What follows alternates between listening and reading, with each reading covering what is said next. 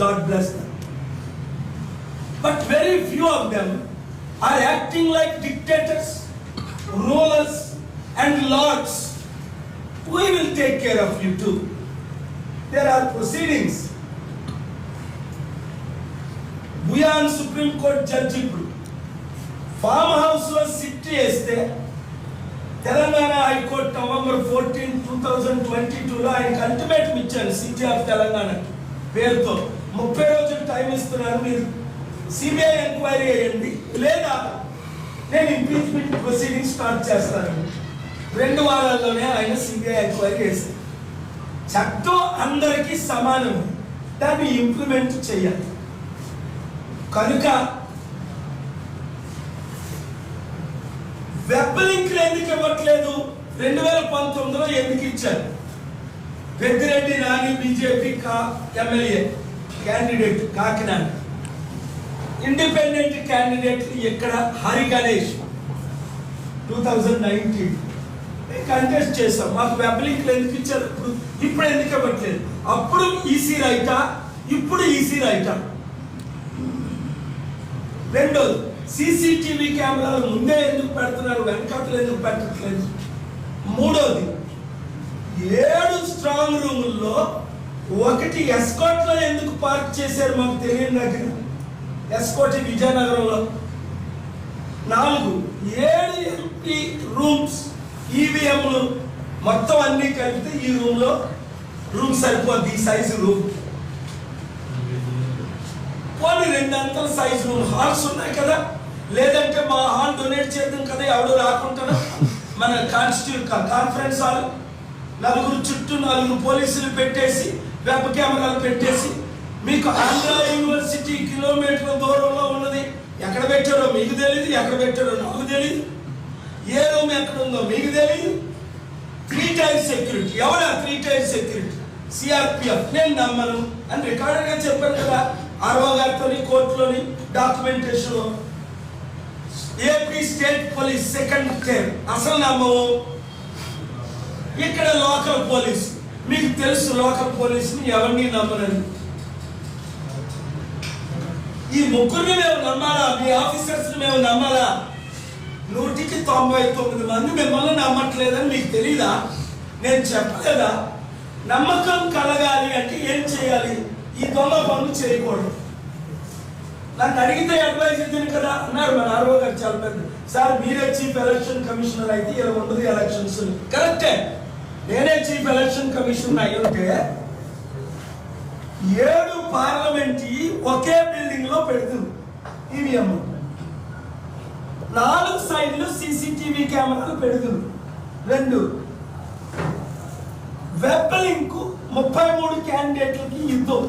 4 నేను వెళ్ళేటప్పుడు కొంతమంది మీడియా రిపోర్ట్స్ తీసుకెళ్ళి చూపిద్దాం.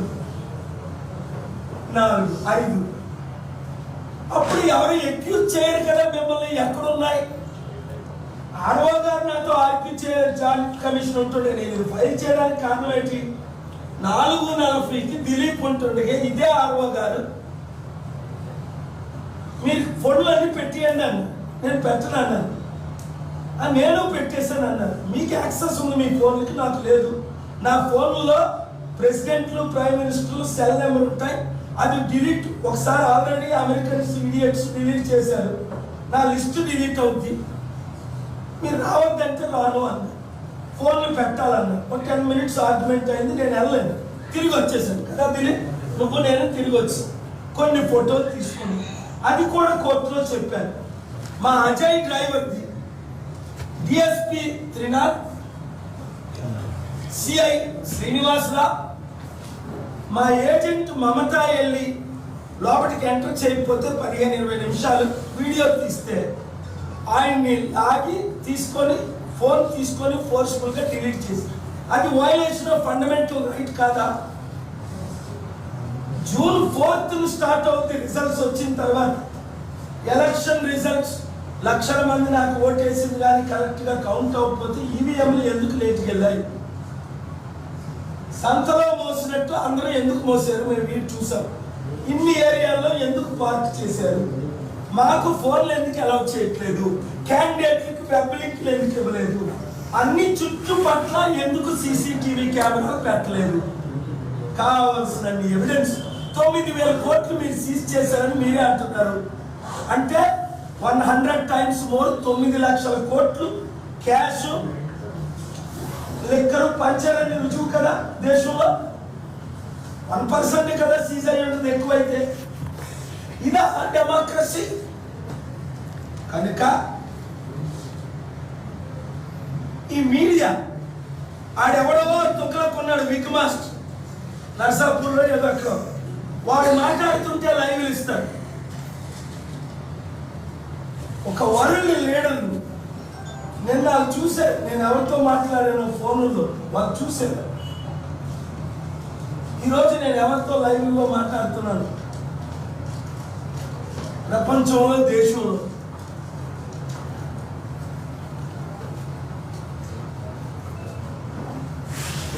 ఇప్పటికీ అనుమానం.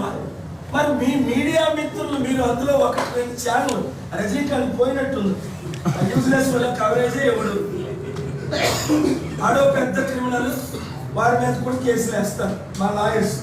నేను అన్ని పెద్ద వేస్తాను, చిన్న అన్ని లాయర్స్ వేస్తాను.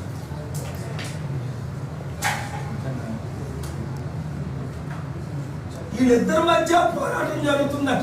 2 పెద్ద ఛానల్ చెప్పడం, ఝాన్సీ భరత్.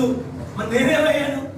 ఒరే యూజ్లెస్ ఇడియట్స్, లక్షల మంది యూత్ ఎవరికి వేశారు ఓట్లు కనుక్కో. లక్షల మంది ఎడ్యుకేటెడ్ ఎవరికి వేశారు? లక్షల మంది క్రిస్టియన్స్ ఎవరికి వేశారు ఓట్లు? మణిపూర్ రాకూడదంటే ఝాన్సీ ఆపుతుందా? జగన్ ఆపుతాడా? భారత్ ఆపుతాడా? మోదీ సర్వెంట్ చంద్రబాబు నాయుడు ఆపుతాడా? నామినేషన్ మోదీ ఫైల్ చేస్తుంటే మొన్నటిదాకా మోదీని క్రిమినల్ టెర్రరిస్ట్ అన్న చంద్రబాబు నాయుడు, పవన్ కళ్యాణ్ క్యూ కట్టారు. అయ్యా మమ్మల్ని కనికరించండి, మీరు ఎక్కడ బూట్ పాలిష్ చేయమంటే అక్కడే చేస్తారు. వారణాసి వెళ్ళిపోయారు, మోదీకి పాలిష్ చేయరు. సార్లు కప్పడానికి ఎందుక అలాంటి బ్రతుకు దరిద్రం? చంద్రబాబు నాయుడు పవన్ కళ్యాణ్ ఇది అవసరమా మీకు? నాకు రాష్ట్రాన్ని అప్పచెప్పండి అన్న, అప్పచెప్పల. మీరు దొంగలు గజ దొంగల్ని నిలబెట్టారు, ప్రజలు కూడా దొంగలు గజ దొంగలు ఓట్లేశారు. విశాఖపట్నంలో మాత్రం 14 లక్షల్లో తక్కువైతే 6-7 లక్షలు, ఎక్కువైతే 10 లక్షల వరకు పడ్డాయని అంచనా, ఎస్టిమేషన్. 5 లక్షలు 6 లక్షలు పడిన స్టీల్ ప్లాంట్ ఆపినందుకు 1-2 లక్షల ఓట్లు. నిరుద్యోగులకు ఉద్యోగాలు ఇస్తానన్నది 1,50,000-2 లక్షల ఓట్లు. క్రిస్టియన్స్ మణిపూర్ లాంటి ఘటనలు చేయాలంటే 4 లక్షల క్రిస్టియన్లో 2.5-3 లక్షల ఓట్లు. మరి బీసీని కాపుని